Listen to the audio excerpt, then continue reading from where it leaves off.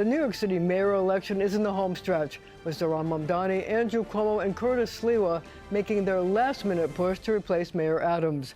Over the past few months, I've sat down one-on-one with each of the candidates to better understand their plans and campaign promises. As New Yorkers prepare to choose the next leader of the city, here's a look at the candidates' positions and their pitch to voters. I want to talk to you about the events where we now know that the White House is getting involved in the race. And part of it, I think, is that business leaders in New York have been trying to speak to the president and his advisors. I wonder what you think you can do to win them over and understand your campaign.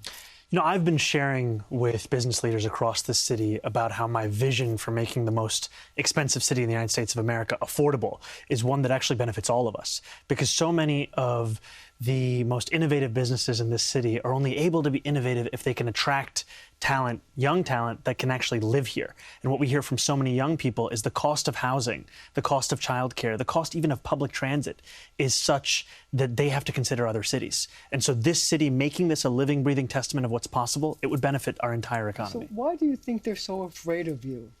You know, I think part of it is because of the threat that we pose to the movement behind Donald Trump. It's a movement of division. It's a movement of diagnosing despair only to then exploit it. And it's one that would cast into sharp relief the fact that Donald Trump ran an entire campaign about lowering the cost of groceries, about making the cost of living cheaper. And he's only exacerbated those same costs. And what separates us from that is that we would actually deliver on this message. And that would be something that would force the question of what he's been doing since he's been in office. Do you think that you have to change your message a little bit to appeal to these business leaders, to make them understand that you get where they're coming from? I think it's the same message that I've been sharing since the beginning. It's a willingness to have that conversation with anyone, whether on a sidewalk or a C-suite, and also knowing that there will be those who will oppose this agenda, and yet this is also a city for them, and we continue to want to work together.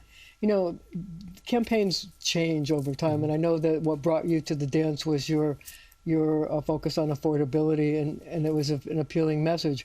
But now with the increase in shootings in Brooklyn and in the Bronx, people are now focusing on public safety. So I'm wondering, what would your public safety plan look like? Explain it to our viewers. Absolutely. You know, prior to the West Indian Day Parade, I visited Little Caribbean, and I spoke to a number of residents in East Flatbush who were sharing their concerns around gun violence. And I met a number of New Yorkers who were part of the crisis management system, part of a cure violence approach to dealing with gun violence. And they told me how important it is to have a comprehensive approach to reducing gun violence and, frankly, rooting it out of the entirety of our city. And that it would take working with the police, working with the crisis management system, working with a cure violence approach, all of these things to deliver that safety. And then I went to the Bronx just a few days ago, and I met with a program called Guns Down, Life Up. And this is a program based in Lincoln Hospital. And one of the young men I met, he had actually been attacked and was in Lincoln Hospital, and he was thinking about retaliating. And that's when he learned about this program. They recruited him to join the program. And instead of another act of violence, he's instead now a mentor to others who have just gone through that same process. But here's my question. You also talk about establishing a division of public safety that would have social workers and psychiatric workers respond. What would that look like in New York City, in your mind? So right now, a lot of the things that give New Yorkers concern is especially happening in our subway system. And these are not incidents that might necessarily be categorized in CompStat or as a crime, but they are moments that showcase a mental health crisis, a homelessness crisis. And we have asked police officers to be the ones responsible and to respond to that, even though these are the same officers who signed up to respond to shootings, to respond to murders, to respond to serious crimes across our city. So our vision for a Department of Community Safety, the DCS, is that we would have teams of dedicated mental health outreach workers that we deploy to the 100 stations with the highest levels of mental health crises to respond to those incidents and get those New Yorkers out of the subway system and to the services that they actually need. But I have two questions about that. So right now, the NYPD, according to testimony at the City Council, responds to about 180,000 calls involving emotionally disturbed people, EDPs. So how many social workers and experts do you think you would have to hire in order to deal with that level of call so that police wouldn't have to respond?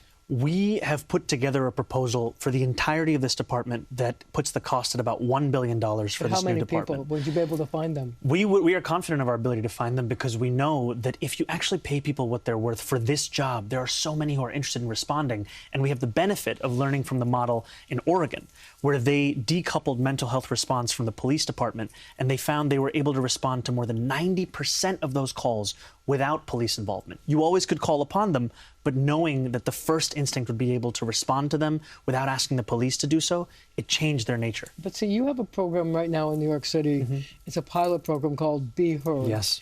And it's very similar to what you have been proposing, except it's just a pilot program. But what the testimony has shown is that about 60% of the calls that go to Be Heard are not eligible to have a social worker or a psychiatric person respond because the people who are involved are suicidal or a danger, and so you need a police officer. So how effective can your program be in relieving the police of that burden if so many of the calls are still going to require a cop? So I have heard from a number of experts who've been involved not only in the thinking behind Be Heard, but even the implementation about how this administration has really kneecapped its ability to succeed through a lack of funding, through a lack of support. And even just the question of the interoperability between 911 and 988 that the actual calls are getting through. This is a sign of an administration that isn't interested in pursuing this. And part of the reason I'm running for mayor is that it's time to have someone who leads this city who is sincerely interested in fulfilling the promise of these pilot programs, delivering that safety, because we're not seeing it right now. But see, if in fact the numbers are accurate and 60% of the calls require a police officer to respond, even a domestic violence case, would you have to change your mind about relieving the police of this responsibility? The outcome is always the most important thing. And even if it is 60%, that would still mean 40% that you're reducing from police responsibility that would allow them to increase their response times to serious crimes across the city. So when I asked you a question the other day, you said, for me, the number one most important thing is the outcome of public safety. Whatever can create the outcome, I will consider. Does that mean you might have to hire more cops? Look, I've said that I believe the current headcount that we have is an appropriate headcount, but as I've told you, it's an outcome-oriented approach to all of our policies. And to me, we keep talking about if we're going to hire more police officers, and yet there isn't a recognition of the fact that when I started this race, about 200 officers were leaving the department every month. Now it's 350 a month. How are you going to get more people to apply for the job if it's so difficult to do? I think the first thing is that you make sure that it's a job that's possible to fulfill. But so you're really saying that you are open to hiring more police officers if the need arises? What I'm saying is that I think we have the appropriate number of officers right now, and that I think the key thing is how to retain more of them such that we don't see this exodus. You know, what's interesting to me is that Rodney Harrison, who was the former chief of department of the NYPD when Dermot Shea was the police commissioner, actually supports your approach to doing this. I wonder what his endorsement of your plan means to you and to your campaign, and does that make him a candidate to become the police commissioner? You know, it was very meaningful to have the conversations that we had and to see his support for the Department of Community Safety, because it showcases what we've been saying, which is that this is a plan that we created speaking to police officers, speaking to those who have seen this up close, and knowing that this is actually something that would help us retain our officers and actually deliver on the promise of public safety. So, but why do you have these people like Andrew Cuomo, like Mayor Adams, like Curtis Sliwa, who say, oh yeah, he's just going to have somebody with a clipboard respond to a case of, somebody who's an EDP or somebody who's involved in a domestic dispute, and they say that's not appropriate, that the person could be in danger. What's your answer to that? My answer is that many of my opponents, chiefly Andrew Cuomo, would prefer to debate a mythical version of myself than the person that I actually am. They would prefer to focus on tweets from 2020 as opposed to the platform of 2025. And they prefer to do that because they know that our ideas are actually popular. And what we are putting forward is a response to New Yorkers' needs that goes beyond the failed ideas and policies that they've heard from these old politicians. What you're really saying is that those tweets of 2020, you've evolved from that, you've changed from that, you've changed your views. Yes, that those are out of step with the campaign that we are running, and it's been clear throughout. But out of step with how you feel. Yes. So Yes. you've totally changed your mind. Yes. Okay. Well, we're going to have to leave it right there for now, but we will be right back.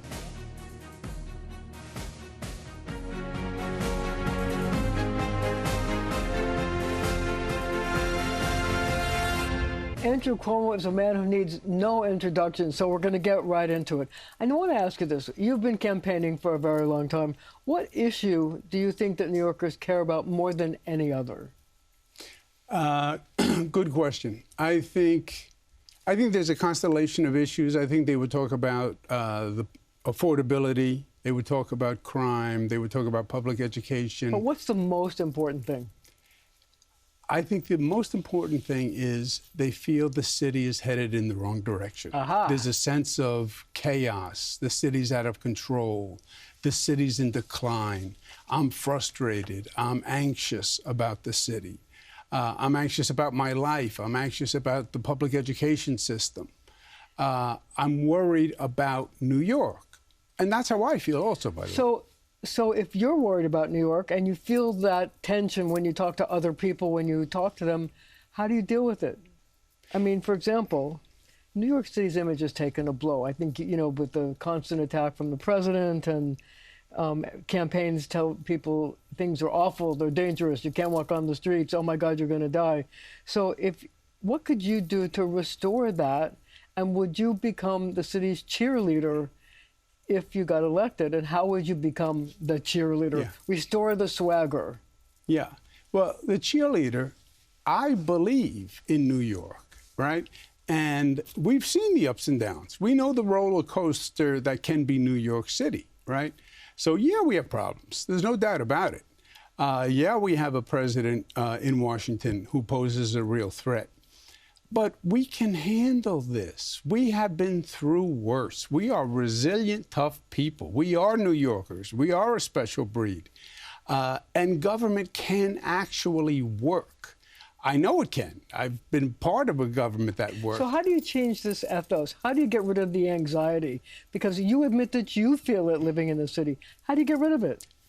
You get rid of it by actually making a difference and showing progress. I don't think any politician... It's promises. Everybody promises. Yes, but that's the problem.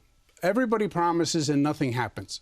And then that adds to the skepticism and cynicism. You're gonna make it happen? Because I have made it happen when I was governor. I have made it happen when I was HUD secretary. I have made it happen when I was attorney general. And I will make it happen as mayor. We will hire 5,000 more police, and you will see them on the street. And we'll have 1,500 cops in the subways, and you will see them, and you will feel safer when you see that. Speak to the disenfranchised voters in New York, and there are a lot of them, and tell them what wonderful thing has government done in the last 10 years that will have improved their life in some way that they should feel positive about. Oh, let me speak. It's from the state side. We passed the highest minimum wage in the United States of America. We passed the best paid family leave program in the United States of America. It was this state that passed marriage equality, changed the entire conversation, created a civil right. Go look at LaGuardia Airport, went from the worst to the best in the United States. Go look at the Kosciuszko Bridge, the Mario Cuomo Bridge, the 2nd Avenue subway. Go look at the Long Island Railroad track, an entirely new track run. Of course we can do things. This is New York. But see, you've done all these things, and people still feel anxious. People are still worried. They're worried about whether they can afford to live here. They're worried about the rent. They're worried about whether their kids are going to get a good education. How can you change that? How can you make them say, I'm not anxious anymore? You're right. Everything I talked about, they'll say, well, that was yesterday, right? Because we're New Yorkers, and that was yesterday. What are you going to do for me today? And right away, first 100 days in office, 5,000 new police officers, 1,500 in the subway. Number two, we're going to start construction on 80,000 new affordable units. The only way you're going to get the rents down is by increasing the supply. That's what has happened. We have no supply. Can you get the rents down short term before you start building? You can't, no, not without a gimmick that comes back and bites you in the tuchus later on. That's the quote unquote freeze the rent. Bill de Blasio did that. My opponent is proposing that. We did that. It didn't work. about 25% of the housing units in New York City are rent stabilized, and they're saying we'll freeze that 25%. Yeah, well, first of all, it does nothing for the 75, and you don't really freeze the 25. You just postpone the increase. So that's a gimmick. The real answer is build more housing because we have a 1% vacancy rate. But we can do that. I was the former HUD secretary. I built housing all across the United States. It's not rocket science.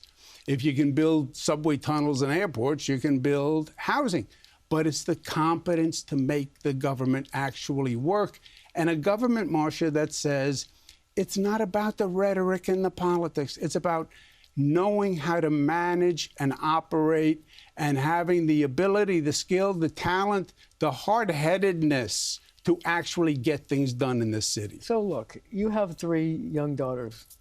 And I'm wondering how you could relate to young people who are coming here for the first time, trying to get their footing, and, you know, it's hard to make it. You know, I was having a conversation with my producer earlier, and she said, you know, what did you do when you first came to the city? How much did you earn, and what was it like? And I was telling her I earned $200 a week, and I had to pay $300 with a roommate. It was $300 for rent, and I had to, you know, I can't tell you the place I had to live in with cockroaches, and it was horrible. But yet people come now and they're expecting to live in a high-rise building with a washer dryer in the apartment, and life is going to be good. How can you relate to those people who want to, in different times, try to get a footing in New York, which is a really expensive place to live? Look, there is no doubt that the rents are too high. Jimmy McMillan, the rent is too darn high. Let's paraphrase McMillan. There is no doubt. And it hurts us because it hurts us with young people coming to New York. Now, I do think there's an expectation gap, by the way. How do you fix that? I don't think you do. I think they believe, and I have this conversation all the time with young people, because I remember my first apartment. What was your first apartment like? It wasn't even a studio. It was like a hallway. It was like a hallway with a kitchen sink. Did you know you were poor? Oh, I knew I was poor when I walked into that apartment. But see, I lived in a horrible place. I didn't know I was poor. I just lived with what I had. Yeah, that's right. Well, the cockroaches were even poor in my apartment. Believe me, But, you know, their expectation is different. But there's no doubt that the affordability problem is all across the board. And that is just the supply of housing, build more housing. Doable, doable. All these things are doable. You know, a mayor is a management job, right? And when you look at the mayors who actually were successful, they were managers. Mike Bloomberg was a manager. Wasn't a politician, he was a manager. Bill de Blasio, in my opinion, one of the worst mayors we've had. Couldn't manage anything, never did manage anything, never had any experience. So your qualification, your calling card is management skills. Get stuff done. Know how to make the government work. Know how to build housing. Know how to deal with Washington. Know how to deal with Trump. Know how to deal with the state legislature. Fix my city. Get it done. Stop talking. No more this. Make things happen. All right, let me ask you this. I want you to rate yourself on a scale of 1 to 10 on the following things. First of all, likability, 1 to 10. Depends by who? By my daughters? By you? Yourself. Rate yourself 1 to 10 on likability. I like myself. So you give yourself a? I give myself a 9. Today, I'm not so happy with myself. What about your personality, 1 to 10? 8.5. What about ability to compromise? 1 to 10. 1 to 10? 11. Oh, my God. There are people out there that are screaming. Okay. I know they're throwing things at the TV right now. Experience, 1 to 10. 12. Okay. Energy. 12. 12? 12. Okay. Diligence. 10. 10? 10. You only give yourself a 10? Yeah, because look, sometimes you have to make a decision, right? Well, I need more time, I need more intelligence, I need more facts. Sometimes indecision is a decision, right? And when you're an executive, you have to make the decision today with what you know today. Postponement, Marcia, that is a decision to postpone a decision. And a lot of executives make that mistake. I'll But not decide. you. No, I know when it is time to decide, you have to decide based on the information you have. And you do it. And on that note, we're going to leave it right there.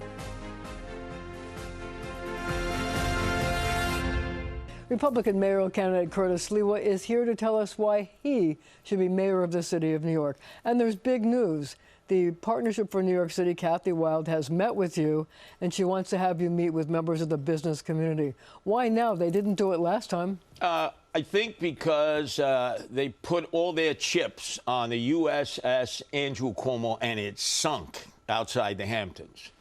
And so they're on the rebound. They went to Eric Adams. They realized, oh, he's mired in a sea of corruption. So I think because I'm the Republican candidate, they've said, well, he's business friendly. He wants to slash taxes. He wants to keep us here instead of chase us out, which is what has been happening. And I think it's time that they at least listen to me, because you talk about law and order and quality of life. If you don't have it, the corporations will pick up and leave, as they've already been doing in the last 2 years of Eric Adams. So let's talk about taxes. How are you going to, what taxes would you slash? Well, look at the corporate tax rate. It's like 17.4% between the city and the state, and the city gets 9% of it. Miami, 5.5%. So if you're a business person... So you want to slash corporate taxes? Oh, I have to. And you got to look at some of the individual taxes, because SALT, remember, used to give you a return on the taxes you paid locally and statewide. But now it's been reinstated. Yeah, to a degree. But again, you want to be able to keep people, especially the millennials. Many of them are in the corporate sector, so they become the CPAs. They become the financial analysts. They are the attorneys.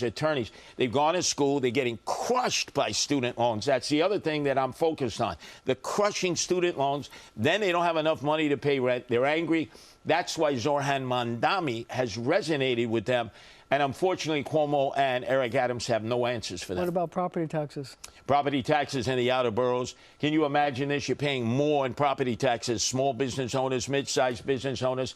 And then you say to yourself, if you're a homeowner, 1, 2 families, why am I paying more property taxes here in, let's say, the South Shore, Staten Island, or out in the Rockaways in Queens than they're paying in Park Slope or Brooklyn Heights? Millions of dollars of assessment in these brownstones. But how do you do it? I mean, Bill de Blasio promised to do it. In 8 years, he did nothing.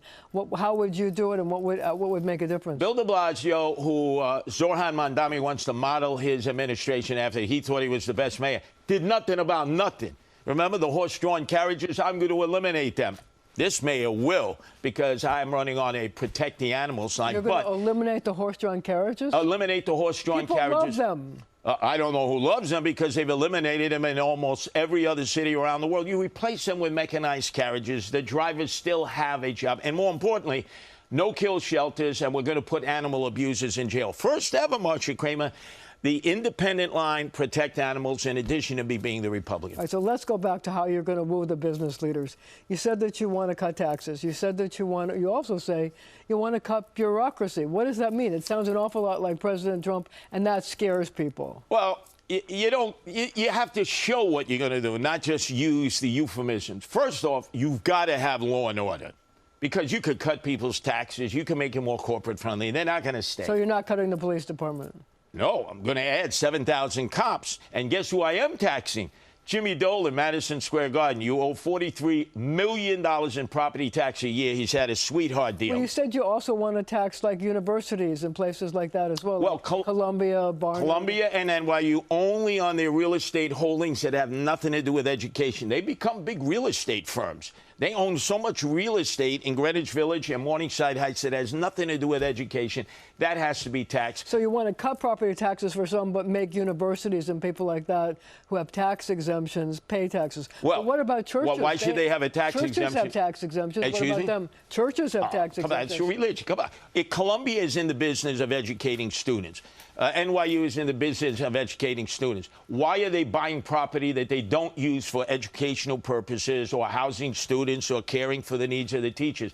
They're in the real estate business. Pay your fair share of taxes, and we'll have more than enough to hire 7,000 police that we desperately need. And then We got to get them their qualified immunity. That was stripped of them by the state legislature, Cuomo, the city council in 2019. What do you mean by qualified immunity for cops? That is the insurance that every civil servant has. All 300,000 who work for the city, and Cuomo, who's taking advantage of it because when he was governor, he got hit with 13 sexual harassment cases. And even Tom DiNapoli, the state controller, has said, we're paying millions of dollars to defend Cuomo. He's got so much money. Why can't he defend himself? So what bureaucracy would you cut? What would you zero in on?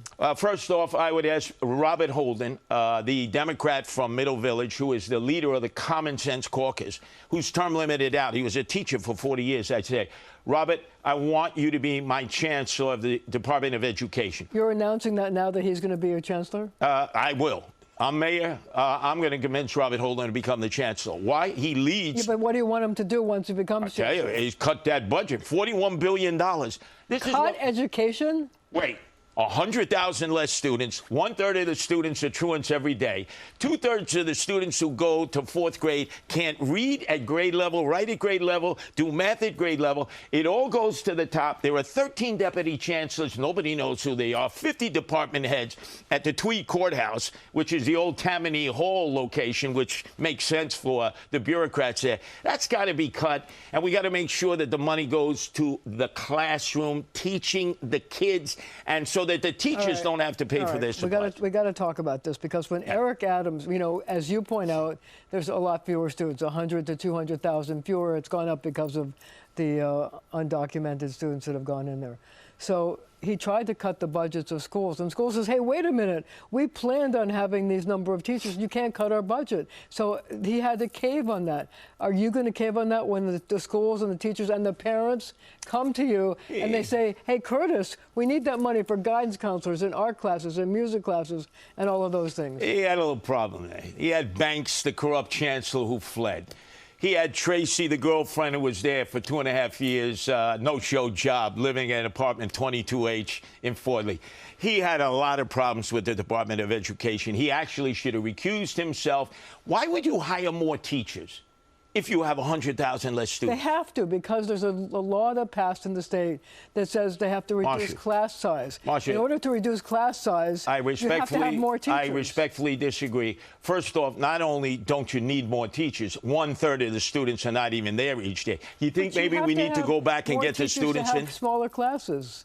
Smaller classes. I've been in these classes. There were 8, 12 kids. The rest of them don't even come to school. Ever since Cuomo said during the lockdown and pandemic, you don't need to come to school, teachers and students, he destroyed 1.5 years of my 3 sons' educational life where they were told to stay home. We're going to go back and talk about this because under the law, in terms of reducing class size, they say that they have to build dozens and dozens of new schools just because they can have enough classroom space for the smaller classes. Are you saying you're not going to build any new schools? Marcia, they have 200 schools with 200 or less students, and they won't consolidate them. No. We start cutting the budget of the Department of Education, and we find out who these deputy chancellors are and these 50 department heads, that the teachers, the deans, the assistant principals, and the principals who hire their staff, they don't even know who these people are. They're phantom. I'll bet you a lot of them are like Eric Adams' girlfriend, no-show jobs.